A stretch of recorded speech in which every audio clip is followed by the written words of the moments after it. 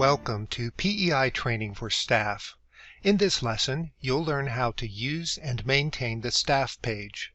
This page is designed to meet several needs: meet federal reporting requirements surrounding home visiting staff, assist in calculating prevention workforce, FTE cost, and turnover for state reporting, and allow for reports to include the associated staff member for services. PEI will work with providers to maintain the staff report listing and support ongoing use of this page. As a provider, you will want to make sure that this tab is up to date and make corrections as they occur. To maintain the staff page, you must first select a contract and workflow. Once you've selected the contract and workflow, click on the Staff tab. The staff page opens. All staff who have been added to the agency ID contract and workflow display.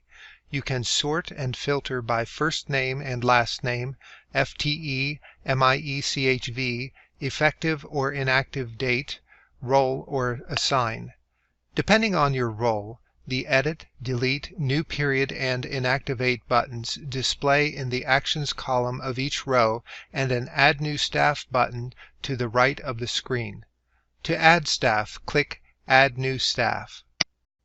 You will need to fill in the information for the new staff. This includes their first name and last name and role. Options for role are Direct Service Supervisor, Home Visitor, Other, and Other Service Provider. Select the role that corresponds to the person's function under your PEI program funding.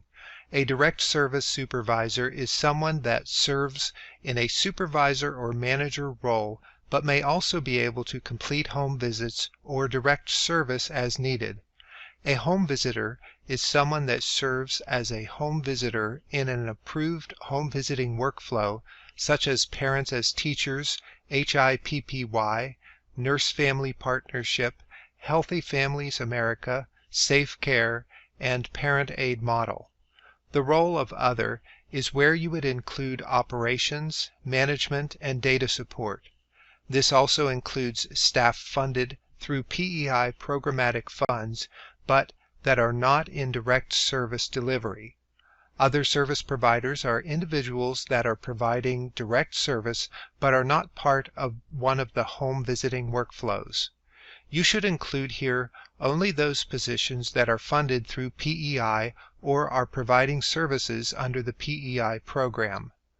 If your program receives MEICHV funding, you will need to put in the percentage of MEICHV funding used for each position in the MEICHV column and the percentage of PEI state funding in the percent other category.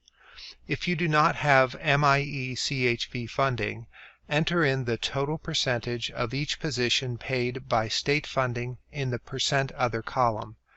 The effective date is the first start date for each person assigned on the staff page. The earliest date that can be entered is the start date of the contract. If the person starts with your program after the start date of the contract, then the actual start date should be entered. Once entered, click Save. The staff page redisplays with the buttons back in place with the new staff on the list. To add a new effective period to a staff, navigate to the row and click Add New Effective Period. The page refreshes, and the Edit, Delete, Add New Effective Period, Inactivate, and Add New Staff buttons disappear, and Save and Cancel buttons display. Enter the information and click Save. The page refreshes, and the new information displays on the list, and the buttons are back in place. To delete a staff effective period, click Delete. A pop-up displays and asks you if you're sure you want to delete. Click OK to confirm. The staff page redisplays and the just deleted staff is removed from the list. This should only be used if all the information was incorrect and they have never been associated with a home visit. You should now be able to use and maintain the staff page. When you're finished, close this window and continue to the next lesson in the course.